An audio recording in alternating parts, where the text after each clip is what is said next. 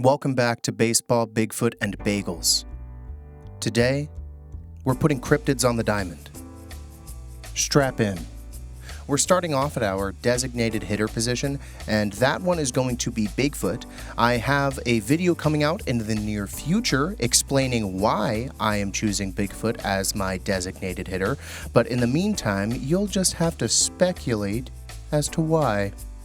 Moving on to our catcher position, I want someone a little husky that has a solid defensive floor with a potential offensive ceiling. Someone like Francisco Alvarez or even a really healthy Alejandro Kirk could do the job. A player who loves to get down and dirty. I'm going dwarf for our catcher. Dwarves are notorious lean and mean underground dwellers, and a little sneaky too. A perfect cryptid for a perfect catcher. Moving on to first base, I want a guy who can play every day with power. I want some ferocity and verve, so I want the Beast of Bray Road playing first. If you're not tapped in, the Beast of Bray Road is a bipedal cryptid that was spotted in parts of Wisconsin during the 80s and 90s, with a physical description matching that of a werewolf/Bigfoot hybrid with glowing red eyes. A 6-foot-tall, hairy monster would do wonders at first, and I think he'd play for Team Italy, and he'd play a full 162-game season. I need a defensive plus playing second base. There's some on base to his game, but he's not known for his power. We're putting the orang pendek at second base. The orang pendek is a small two-legged freak known to lurk the forests of Sumatra. Standing a little over 4 feet tall, this evasive humanoid is known for being spry, nimble, and a little tricky. Like Jose Altuve. Defense wins championships, ladies. We need an athlete who can go out there and pick it, like Dansby Swanson or Geraldo Perdomo. Someone who can be a vacuum up the middle, which makes the Kelly Hopkinsville Goblin a perfect shortstop. This cryptid was spotted in Kentucky in late August of 1955, where a gaggle of these little men tormented a family for 2 nights. This bad boy climbs up walls, evades shotgun shells, and is a pest on the base paths. His clawed hands and wide eyes make for a fantastic hand-eye coordination combination. The infield will be no problem for him. He's our defensive stalwart. We need a bad boy at third. Someone the establishment doesn't approve of. A player who can command the room without saying a thing. We're thinking Carlos Correa, Manny Machado, or even on some days, Alec Bohm adjacent. Our cryptid is going to be the Thunderbird. This legendary giant bird is said to roam North America. Indigenous folks have countless amounts of stories and legends that detail the creature's benevolence and strength, something I'm looking for in a third baseman.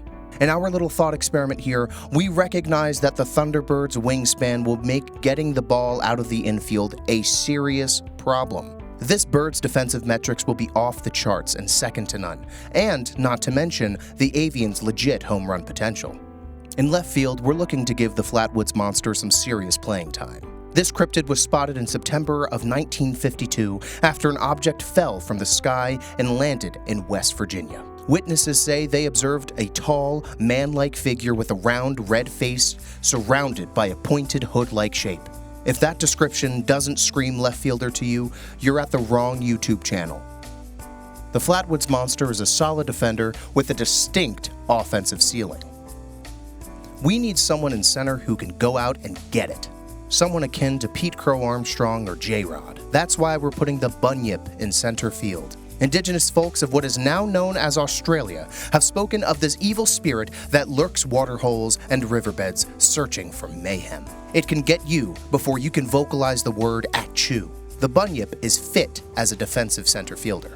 A confident and precise killer that can mobilize at the drop of a hat. In right field, we need our star, our potential 5-tool guy who we can pencil in for at least 40 home runs a year and get on base at an elite clip. There's no other cryptid to put here other than the Goat Man.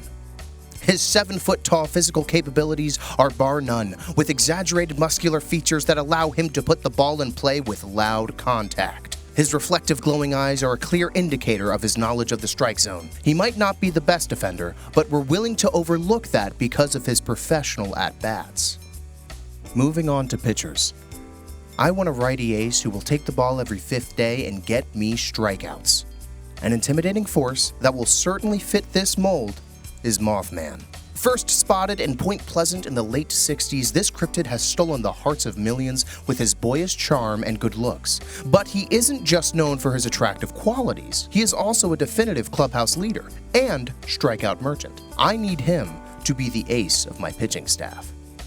Our number 2 in the rotation is going to be a crafty lefty, and that's absolutely the Fresno Nightcrawler.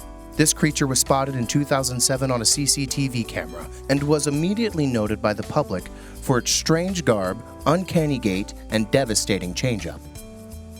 For our third and final rotation spot, I want a reliable veteran who will give me innings and lead these young creatures to a much-needed World Series victory. We're going giant catfish here. The giant catfish exudes radiance, patience, and leadership. These are all qualities that are fundamental for a good baseball team, and having the giant catfish at the 3 in our rotation will do wonders for us down the stretch. Alright, it's time to talk about relievers.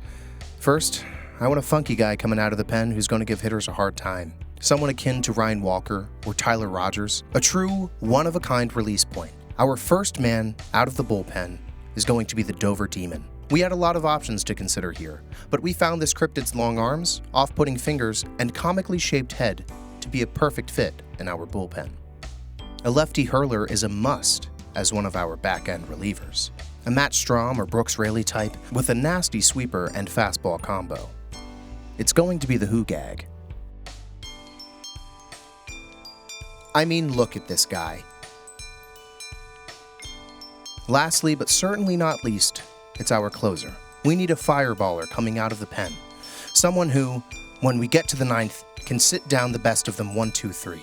Our closer is Dogman. Dogman's a Michigan-based cryptid known for his large stature, standing at least 7 feet tall and bellowing a howl unlike any other that can send the fear of God into all living souls. A man with the head of a wolf is the perfect closer for our ragtag group of mythical beings. Thank you very much for watching. Let me know who or what you think a good manager for this team would be. Also, I made the music, so be nice about that. That's about all I have for you today. Be cool, be safe. Say it again.